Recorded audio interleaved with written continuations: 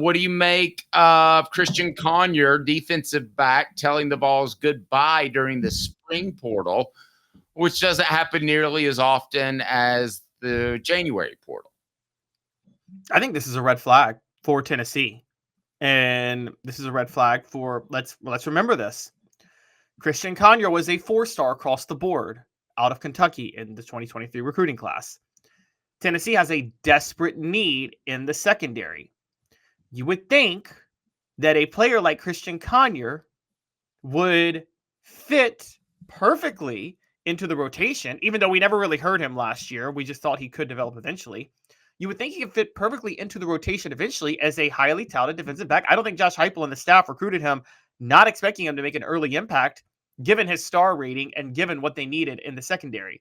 So for him to transfer out after a year, this isn't a throwaway pickup they got last year. You know how, Dave, in the recruiting trail, like you signed a 25 member class and like there's about 10 players in that class that are 3-stars that you're like, okay, it's not a big deal if they transfer, right? Like, Right. know that how many players do a coach take in a class where they're like, it's a coin flip if they work out? And they know it's a coin flip. I've said it's 50-50 every year with every class. About 12 to 13 are going to be good. 12 to 13 are going to be nah. But how many do the coaches know are a total coin flip? Do they expect to be it's like, I'll sign it on the chance that he's good, but he may not be good? I think they knew 20 years ago, but I think with the restrictions on contact that started to exist about 10 years ago, I think they are more uncertain about a player's character than ever before, which I know drives coaches crazy. Okay, because the reason I'm bringing all that up is this.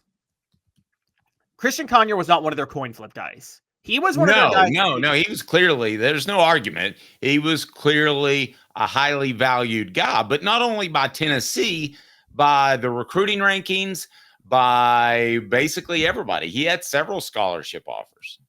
Right. So here comes my question is, did Cristian Conyer have an issue that nobody saw before he got on campus? You talked about character. Was there a academic issue that the coaches could not have known about? And we're not casting any aspersions on Cristian Conyer. We don't know. Or was it just he wasn't good enough? And if it just he wasn't good enough, I got concerns about Tennessee's ability to evaluate talent on the recruiting trail. And I've had it for a while.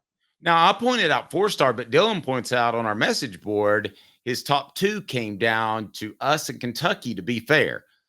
So it's not like they won an incredible recruiting battle. Where is he from again, Cristian Conyers? Bowling Green, Kentucky. Okay. Those kids are always overvalued.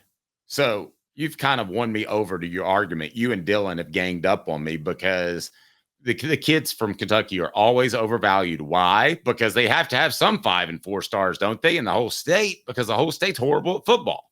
So, Caleb, maybe just beating a Kentucky is an overrated guy. I think, though, and again, we don't know if Cristian Conyers did anything wrong. We don't know if they just didn't think he was good enough.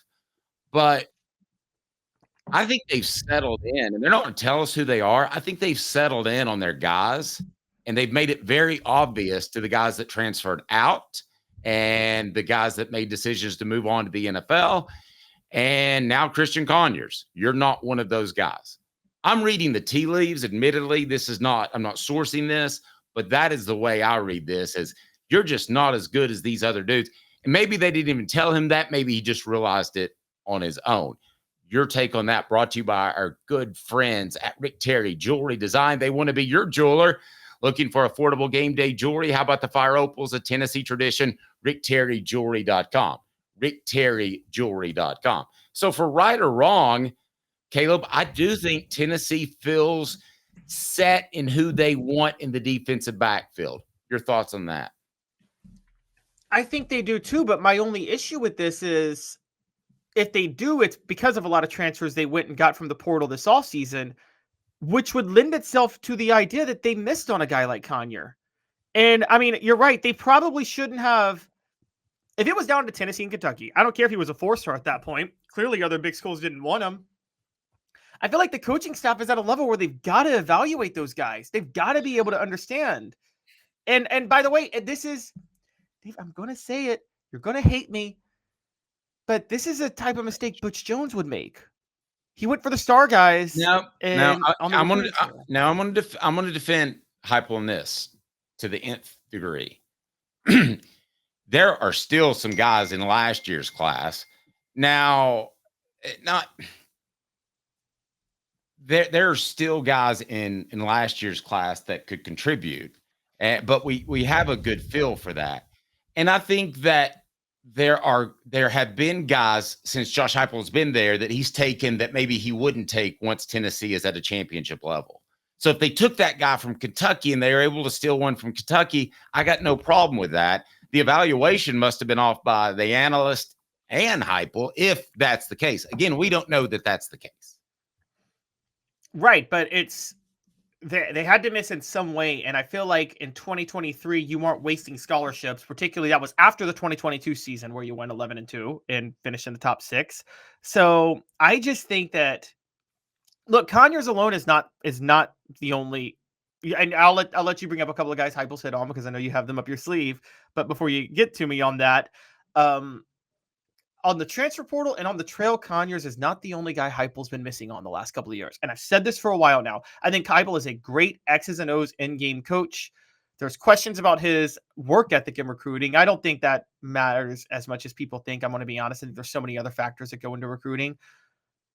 But there is an issue with talent evaluation. And I've been feeling that for a while now. And I think wasting a scholarship on a guy like Conyers. Now, maybe it's because in this era of the transfer portal, the scholarship back. Well, that's what I was going to say. Maybe in this era, you can afford to waste scholarships. Yeah. So if you've got a 4-star right over the border in Kentucky, I mean, I would take him. I mean, I would take that guy and hope he pans out. I agree with Smoky Mountain Red on the message board. I just think there's too much depth. They brought in a ton of people. Is that a good sign or a bad sign for Tennessee that they seem set on that Don Self State Farm? Customer service still matters. For over 40 years, they built their business on taking care of their customers. The greater Chattanooga area, call 423-396-2126 or donself.net, donself.net. Check him out, Don Self. No, I don't think Cristian Conyers in and of himself is any sort of concern, but I actually think it might be a little encouraging. And check this out, that Tennessee is willing to let a guy like that go if he's any good because they feel so good about the defensive backs they have. I could easily spin this into a positive because they got so many defensive backs right now. Some were going to be left out of the rotation. Okay, but let me ask you this. Pretend you're an NFL team. You're a Cowboys fan, which, I like to mess with you all the time on because you torture yourself because every year is your year and then it's not. But until the playoffs. Yeah, so say in the 3rd round, Jerry Jones drafts a defensive back. Now, a 3rd round pick you expect to work out eventually for your team, right? Yes. If the next year he signed a defensive back at the same position, or 2 defensive backs, you would see that as a red flag of him saying, oh, I missed on that 3rd round pick last year. Wouldn't you? Well, yeah. I mean, I think you say that, but that's not how college football recruiting is. And it is in the transfer portal. More guys. You take more guys. Here's what I think. Here's what it comes down to. Now, big caveat. Can I throw a caveat in here? Sure. You got me on Hooker and Milton. Okay, I'm not going to argue that. But as far as talent evaluation, one of the worst personnel decisions made in the history of football, by the way. Okay. Milton's a great practice player. Whatever. I don't care. No, he wasn't. You got me on that one. Okay. But how about a James Pierce? How about a Nico Iamaleava? How about all those guys that they've been able to pull in? My belief is that he gets about 75% of what he wants, the players he wants. And there's about 25% that's just filled out the class that Conyers guys they brought in because they didn't have the pick of the litter like Georgia. You get a championship level, and that 75% becomes pretty much 90 to 95% of who you want. That's the way Tennessee used to recruit. I think it's more along the lines of that than it is talent evaluation, and that's why they've missed on some guys. I think there's more players they've missed on than you're giving them credit for, and I think that's the issue. Because James Pierce, look, you get enough 4 stars. I mean, Dave, you know this. You get enough 4 stars and a couple of 5 stars. I don't care if you're the worst coach and the worst recruiter in the world. One of them is going to be generational talent. and law of averages. So for James Pierce, and you're right, he went all out for Nico.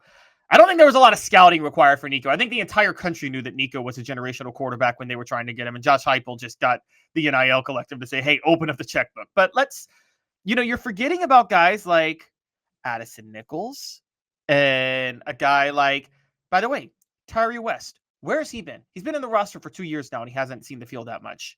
Highly talented defensive lineman at the time. There are multiple other players that I could get to. Oh, Jordan Matthews. I thought Jordan Matthews was going to be a generational talent at cornerback for Tennessee. Can't see the field. And these are all highly touted players, and I just feel like Heupel is going after them, and they're not panning out. And Cristian Conyer was one of the top ones in the 2022-2023 class. He was a big reason it was a top 10 class to begin with. When we're naming these guys, we're just thinking, well, yeah, you can talk about James Pierce and Nico Iamaleava. I can talk about a lot of other players who have straight up not worked out so far. They're young. They could work out, but it seems like Heupel's going to the transfer portal very quickly to fill these voids rather than turning to his recruits and develop them. Okay, it's on our poll question right now on the YouTube channel. If you want to get on board that, please vote right now. Are you worried about losing Cristian Conyers? 41% says yes, bad judgment. 59% says no, plenty of depth. Well, Tennessee's had plenty of depth in the secondary. They just haven't been very good players. So I think that's a big part of it as well. If they have good players, it's way different to me. And all of these guys in the secondary, from what you say, basically could just fill. They are all capable of filling in if it's just one of them filling in for an injured starter, right? With who they have now? No, I think they think a lot more of who they have now. Are you talking about previous about years? 2 years. Yeah, previous years. It's just like whoever. Hey, dude, what's your name? It's Bob, coach. All right, Bob, we need you to go over here. What position? I don't know. Do you like safety?